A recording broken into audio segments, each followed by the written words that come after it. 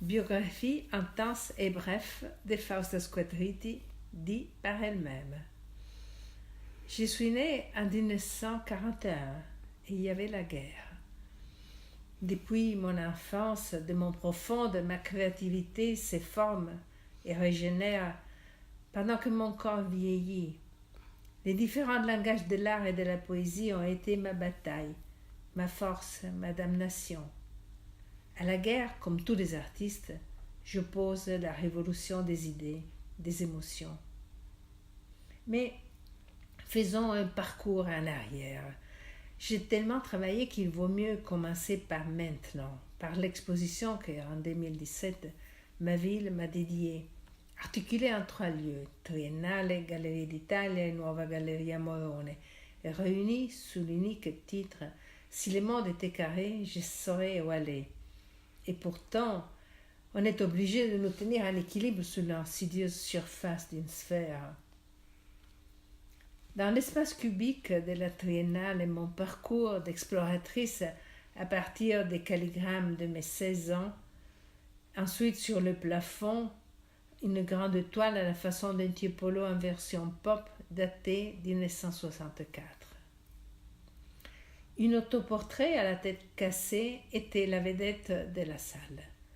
Au mur, les politiques de ces dernières années inspirées par la partition des hôtels de la Renaissance, où la représentation se développe par épisodes, chacun bien délimité par la décoration qui refroidit les drames et rend l'ensemble lisible comme un livre.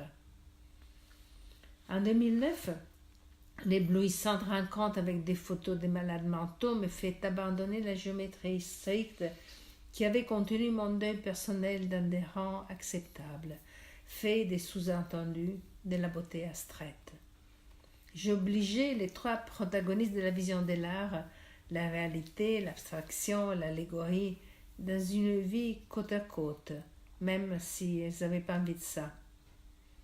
Tout ce que j'avais accumulé, compris, souffert, observé, a éclaté.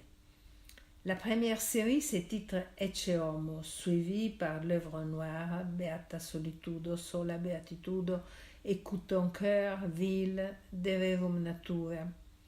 Maintenant, chaque partition est dans son propre espace, délimitée par des bois provenant de plus déchirantes démolitions, comme si l'on était au seuil de la fin du monde. Il fallait préserver quelque chose, en toute vitesse. L'ordre des polyptyques qui m'ont inspiré sont seulement un souvenir. Tout en allant au rebout, pendant les années de plombe, entre les 70 et les 80, ainsi on appelait en Italie l'époque du terrorisme, la page du bonheur était tournée pour toujours. Mes sculptures ont perdu la couleur pour se faire noires ou acier. Je les exposais chez Galleria d'Italia avec au mur les œuvres dédiées à l'énigme, exprimées par la géométrie. En 2010, dans l'exposition L, Centre Pompidou, une petite salle était réservée à l'installation que Pontus Sulten, bien longtemps avant, avait choisie pour les collections du musée qu'il dirigeait à l'époque. Entre les années 60 et 70, je mettais de la couleur dans mes sculptures.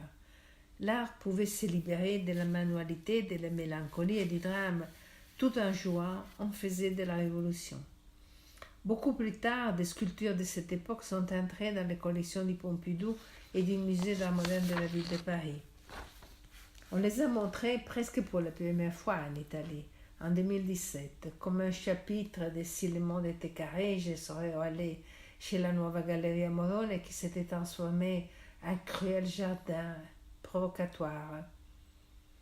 Mais ces mêmes années 60, vécues avec Sergio Tosi, on avait édité des livres d'artistes des multiples.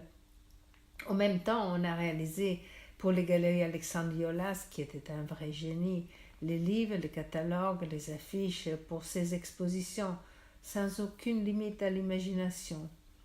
Aussi, Eric Rebrausen nous avait commandé des catalogues Gimpella Nova de Londres, la Marlboro de Rome, la Fondation Giacomo Manzu. On a travaillé sur commande de la Marlboro de New York ainsi que de la Pace Gallery.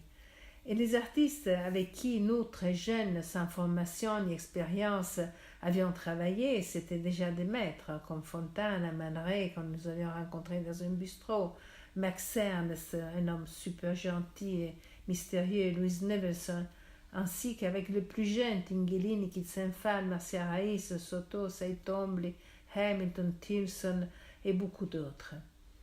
Artistes, poètes, historiens d'art étaient mes amis depuis mon adolescence et je les avais fréquentés avec ma mère. Même Salvatore Quasimodo m'avait donné de poésies inédites pour les publier avec les premières œuvres faites par Lucio Fontana. Et il y avait ensuite Roberto Sanesi qui était jeune mais qui m'a donné son amitié, la confiance. Et tous ces gens-là étaient vraiment formidables. Et même Raymond Queneau nous avait donné un texte inédit. Ce que nous faisions était fort nouveau à l'époque.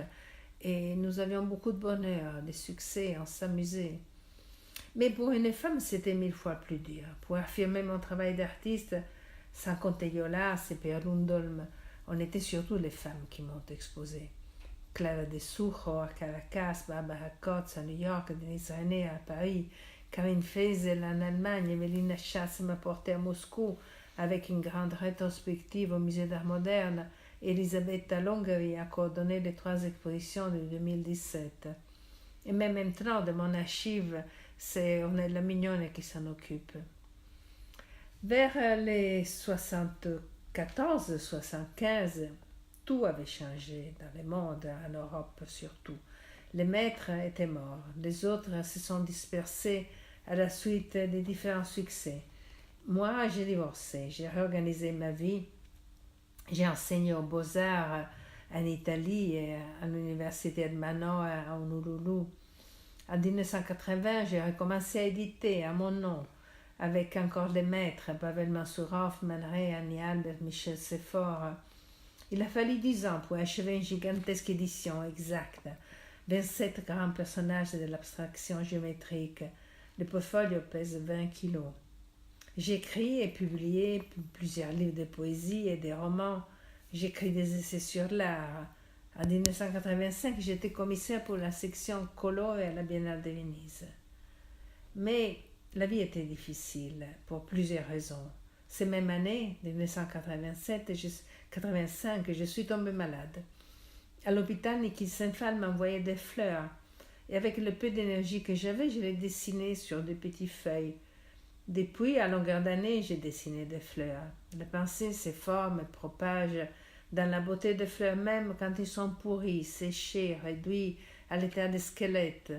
Ils font le parcours des transformations sur les glissantes sphères. Les feuilles sont grands, même très grands, j'en ferai de plus grands encore.